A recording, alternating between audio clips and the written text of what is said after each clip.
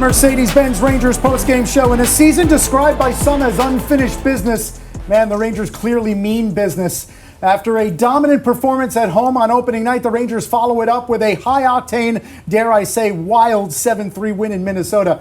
Welcome inside our Delta MSG studios, John Giannone, Henrik Lundqvist, Steve Valiquette. 10 Rangers with a point, 5 Rangers with multi-point nights against a darn good team. What stood out to you, Hank?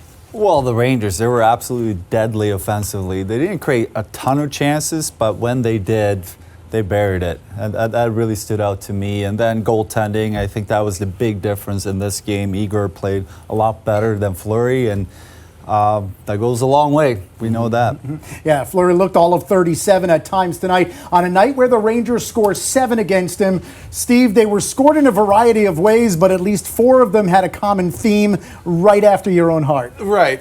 East to west plays. And, you know, sometimes it's about who you're playing against. And Marc-Andre Fleury is a goalie that does like to challenge a little bit more than most. And sometimes it's the play because he's down early. And ultimately, that's what you're trying to accomplish. You want to try and accomplish a play that's going to have the goalie down early. He can't move as well east to west from the knees. And I just feel like the team knows that they're looking for this type of offense based on the success they had last year. They had 66 goals, just like these here east-west last year. That was 3rd in the NHL. And you're going to get an uptick having Trocheck in the lineup, guys. Ryan Strome last year had that pass 20 times. He only scored 4 goals. I think you're going to see 8, 9, or 10 of those from Trocheck playing on that line. That line was dominant, fellas. Yeah. I mean, Lafreniere fit right in. It was great to see him. He really looks prepared for this opportunity, and it was nice to see him have a great game. We touched on it in the pregame that the more they play together, they're going to understand how Panarin likes to play the game, where to be at the right time. And if you're a shooter, just be ready. That's right. You know, and to your point, he's going to have an opportunity to have a great year when it comes to scoring goals because he's going to be served a lot of good chances here. Yeah, if there was a goal that had a certain magnitude to it for the Rangers, it was Adam Fox's goal that made it 2-0. First Ranger defenseman to score this season. It came with less than 4 minutes left in the period. Steve, delve into it a little bit more. Well, I think we have to talk about the fact the Rangers are really trying to set themselves up for also having puck possession in zone and not just being a one-and-done hockey club. So getting the zone is one thing, and doing that with the entry in the middle of the ice, it gives you a lot of options to have the early east to west pass, and that moves everybody. And now you're heavy down low because your defensemen are diving down. Miller starts the play, and now Panarin has it on the wall. But at this time, you're also seeing up top where Fox is trying to figure when it's a good time to dive in himself.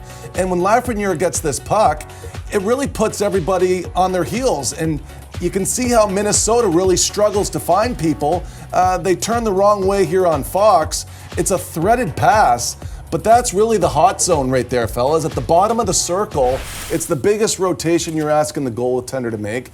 The Minnesota defensemen are turning around and they're trying to find people. And I think when Miller dives in like that and Fox dives in on offense like that, it's really positionless hockey, but you still have guys back to cover. I thought the Rangers really dominated this game from start to finish, mostly because of the decisions they were making, being able to read off of the positioning from their teammates. And I think, too, because Minnesota didn't cash in on their opportunities early on. And mentally, we know this. It's hard. They did create a lot of chances. They didn't score. Instead, the Rangers goes up 3-0 after the first. And that's a tough one. I think they played pretty good, Minnesota. They did. They had a lot of chances. They had the energy, home opener. But the Rangers responded, and again, they were deadly offensively. Yeah, and the Wild cut the deficit to 3-1 in the second period. They didn't score on a 5-on-3. That was an important part of the game. But really the goal that set the Rangers back on track was scored by Filip Chytil with less than 4 minutes left, near 3 minutes left in that second period. Made it 4-1 again and kind of reestablished what Filip Chytil started to show us throughout the playoffs. So this is key because in the first few games here, we're starting to see the guys really be in front and challenge net front and have command there. Barclay Goodrow did that on Tuesday against Tampa Bay Lightning, and you like it tonight from Chytil, but you also know, guys, you're not getting your head taken off from a booming slap shot that's chin music. It's a puck that lays there. It's coming in with 30 to 40% off of it, and he's laying it in off the pad. And as much as we talk about Fox being a great east-west passer or joining the rush, I mean, that's a pass. That's a pass off of the pads from the point, and it's a snapshot. But listen, this is a trust thing that gets built in the first couple of games of the season. You know your net front, you know you're going to get help, and the defenseman delivers it there the right way. And guess what? You're going to be there again, and it just builds that credibility early on in the season. And I agree with you, John. That goal was huge because you could feel the momentum swing a little bit.